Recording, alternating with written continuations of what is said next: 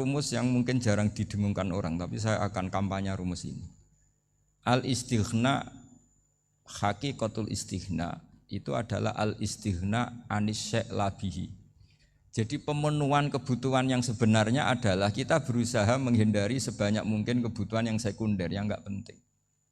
Bukan memenuhi semua yang kita inginkan. Jadi misalnya begini ya, kalau kita lapar, itu keinginan kita itu makan enak apa asal makan? Tentu jawabannya asal makan yang sehat. Tapi kalau nuruti nafsu kita, makannya yang enak, teman makan ya enak. Terus di warung yang favorit. Ini kan satu kebodohan. Kenapa untuk makan saja butuh definisi sekian banyak? Yang kita harus kecewa, warung favoritnya bisa sudah tutup. Atau kita ke sana harus macet. Ribet. Yang benar-benar arif dan bijaksana itu adalah al-istighna anisya. Sesuatu yang tidak mendesak itu jangan jadikan kebutuhan. Sehingga kalau kita puasa misalnya, semua makanan itu enak karena kita sangat lapar. Sehingga Abul Qasim Al-Junaidi ketika ditanya, ma'idamu to'am, lauk makanan itu apa? Jawabannya lucu, alju, lapar. Kalau kamu lapar ya semuanya enak. Ini sudah mulai hilang. Kita bilang makan enak itu ya sate, ya gulai, ya pizza yang kita senang. Akhirnya apa? Untuk nikmati nikmatnya Allah itu kita jadi ribet. Apalagi yang orang-orang fasik harus ditemani perempuan yang tidak halal misalnya, atau harus ada ajudan, ribet. Nah pertanyaannya, orang yang ribet sama yang enggak ribet itu pinter mana? Pinter yang enggak ribet. Nah ini kearifan-kearifan yang mulai hilang. Lalu siapa yang bisa mewarisi itu? Ya ulama. Jadi ulama itu cara berpikir sebenarnya simple. Makanya mereka sering kalau tahajud itu, di antara makalah Sayyidina Ali paling terkenal dan yang menjadikan beliau punya derajat yang luar biasa, itu adalah kafani izzan antakuna li robban wa kafani fakhran an akuna laka abdan. Ya Allah, saya ini sudah begitu mulia, begitu terhormat dan sangat-sangat terhormat karena yang menjadi Tuhan itu Engkau. Jadi rumus pertama itu karena menjadi Tuhan itu Engkau. Hanya Tuhan yang abadi, Tuhan yang pertama, artinya Tuhan yang al-awwal. Coba ya Allah, kalau saya ini punya Tuhan Fir'aun, punya Tuhan mati jadi tontonan lagi, itu kerennya di mana coba? Andai kan kita punya Tuhan Fir'aun.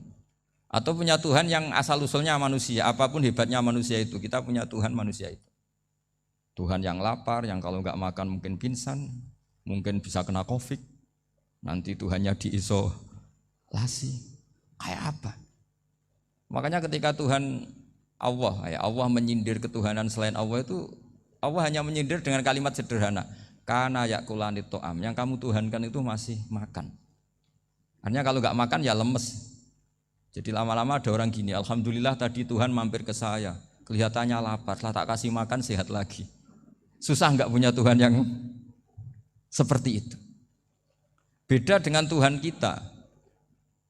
Tuhan yang enggak butuh makan, enggak butuh minum, Al-Qayyum, zat yang berdiri sendiri tanpa butuh yang lain. Al-Awwal, sebelum ada langit bumi sudah ada Tuhan kita yaitu Allah. Bandingkan dengan Tuhan-Tuhan yang dipertuhan yang lain, yang adanya setelah bumi, misalnya Fir'aun dan sebagainya. Sehingga Sayyidina Ali pertama jadi kebanggaan apa? Kafani izzan antakuna li robban. Saya ini keren betul, karena punya Tuhan yaitu Engkau. Tuhan yang lahul asma'ul husna, Tuhan yang semuanya punya kebaikan, punya keabadian, punya keagungan. Terus wa kafani fakhron an akuna laka abdan, dan saya bangga sekali karena saya menjadi hambamu. Kalau saya jadi hambanya Pak Rektor ribet kan, sudah tak hormati ternyata nanti tidak rektor, ya kan ribet kan. Terus pokoknya ribet, jadi budaknya manusia itu ribet. Makanya ada seorang wali datang ke temannya yang jadi presiden atau jadi raja, datang ke situ karena tidak punya uang, mau minta uang karena temannya raja. Setelah sampai sana ternyata temannya ini karena orang soleh pas berdoa, ya Allah saya minta ini, minta ini, minta ini. Terus si wali tadi pulang. Kenapa kamu pulang? Ternyata dia sama, masih minta-minta kayak saya. Jadi sederhana deh. Sama-sama minta kamu, minta zat yang kamu mintain katanya. Jadi dulu itu orang itu sebegitu dekat dengan Allah. Sehingga si raja ini terus ketemu wali tadi, tanya, kenapa kamu menyepelekan saya padahal sekarang saya raja.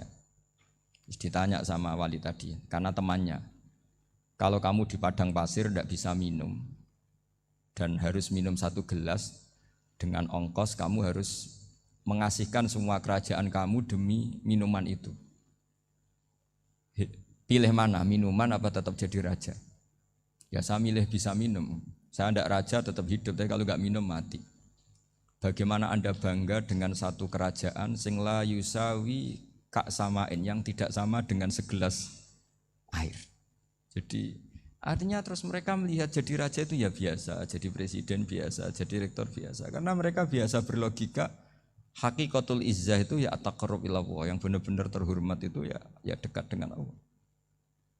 Begitu seterusnya mereka bikin paradok-paradok yang aneh, tapi itu menjadi pelajaran. Bapak saya Ki Nur Salim itu senang baca anekdot Nasiruddin Koja.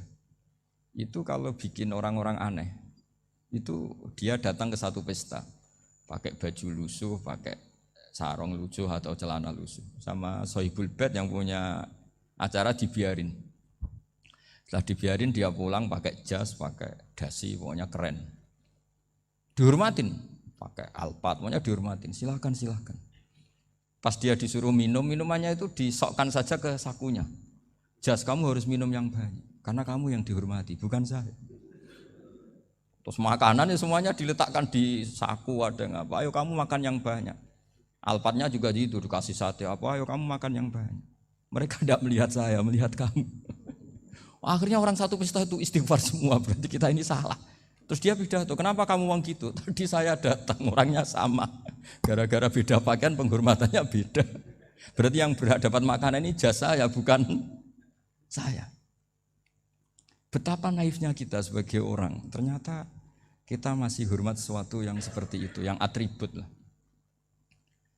Jadi orang-orang sufi itu orang yang bisa menertawakan dunia. Akhirnya ya, pertama dia dianggap orang gila, masa jas dikasih makan, dikasih minum. Tapi secara fikih dia benar, haram dia makan. Karena pas dia datang dibiarin, setelah pakai jas dikasih makan. Berarti hakikat yang dapat rezeki siapa? Jasnya apa orangnya? Jasnya apa orangnya? Jasnya. Jadi itu orang-orang sufi, kearifan orang-orang dulu itu bisa ngelola hal-hal yang keseharian menjadi luar biasa. Ada seorang wali melihat istrinya makan 1 piring, anaknya makan 1 piring. Ditanya, kalian kenyang? Wah, kenyang sekali. Melihat anaknya minum kopi 1 cingkir, senang. Kalian senang sekali. Wah, kalau senang dengan hal-hal yang murah bisa, ngapain harus senang dengan hal-hal yang mewah? Bodoh sekali saya. Sehingga terus mereka bisa qanaah. Qanaah itu ya hidup itu simpel, sederhana. Jadi tentu saya tidak akan ngomong yang muluk-muluk, selain itu tidak bidang saya juga apa ya. Kita ini butuh obat di kondisi Covid seperti ini, butuh kesederhanaan, butuh apa ya, istighna tadi. Kita harus istighna billah an ghairillah. Jadi sudah cukup bahwa Allah ini segalanya.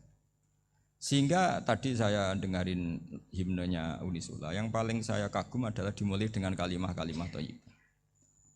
Di antara tugas suci Nabi Ibrahim dan semua nabi adalah wa ja'alaha kalimatam baqiyatan fi aqibi. Nabi Ibrahim itu nabi yang diberi gelar Allah. Dia adalah nabi yang menjadikan kalimat tauhid itu kalimat yang abadi. Fi aqibi, di anak turunnya, di semua generasinya, baik anak turun karena gen maupun karena pembinaan, karena pendidikan. Ini penting sekali saya utarakan karena apa? Satu kehidupan itu sebenarnya digerakkan oleh kata-kata, oleh moto kalau orang bahasa modern. Sehingga banyak ulama mengatakan al-ibarat qutun li'ailatil mustami'in, bahwa redaksi atau moto atau pegangan hidup itu penggerak kehidupan. Sehingga sebetulnya manusia itu digerakkan oleh kalimah-kalimah itu, oleh moto-moto itu, oleh prinsip-prinsip hidup itu. Misalnya orang Palestina itu tiap hari ke pasar gitu. Mereka ke laut itu. Ditanya, kenapa tidak takut tembak Israel? Jawabannya lucu. Kena tembak ya mati, enggak makan ya mati. Enggak kerja ya mati. Ya sudah, sama-sama mati ya mendingan aktivitas normal. Tapi saya tidak menyarankan itu untuk melawan Covid. Ini cerita saja. Kamu jangan provokator itu. karena ini wilayah sensitif. Jadi banyak orang yang poligami, kalau ditanya alasannya gitu, istri satu ya cerewet, dua ya cerewet, mendingan 4 katanya. Ya banyak ya gitu.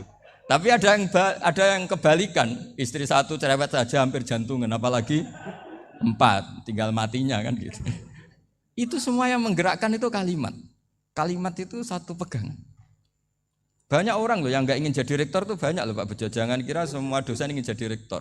Melihat rektor sibuk rapat, mempertahankan reputasi Unisula, terus sering pegang kepala. Ngapain repot-repot? Jadi tukang sapu aja dapat gaji, ngopi, rokokan, selesai. Bodoh amat jadi rektor, mikir orang banyak. Banyak loh orang yang nggak ingin jadi presiden tuh banyak. Karena ngopi nyaman, nggak ada yang ganggu. Mau tidur sampai jam 9 siang juga nggak ada yang ganggu. Sehingga mereka melihat pegawai negeri itu gak keren, orang kok diatur jam, disiplin. Itu memang cara Allah membagi rahmat. Mau kamu apakan coba? Cara syukurnya dia seperti itu. Bapak saya dulu tuh sering ngajarin saya, diajak jalan-jalan pagi-pagi. Melihat orang ngopi, makan uduk itu bapak seneng. Kok enak jadi wong awam. Ngene esuk-esuk nyemak bocah kesel kabeh kono enak ngopi rokokan.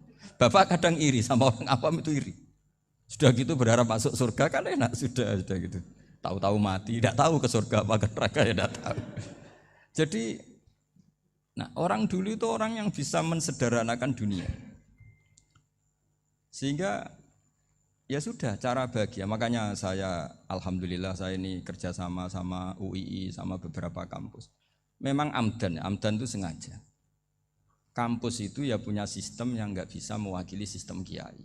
Kiai juga punya sistem yang nggak terwakili oleh kampus juga sebaliknya saling melengkapi. Saya sering ketemu rektor UII, rektor kampus-kampus Islam.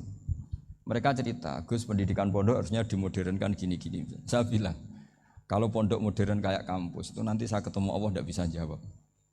Kenapa Gus? Saya beri contoh gini.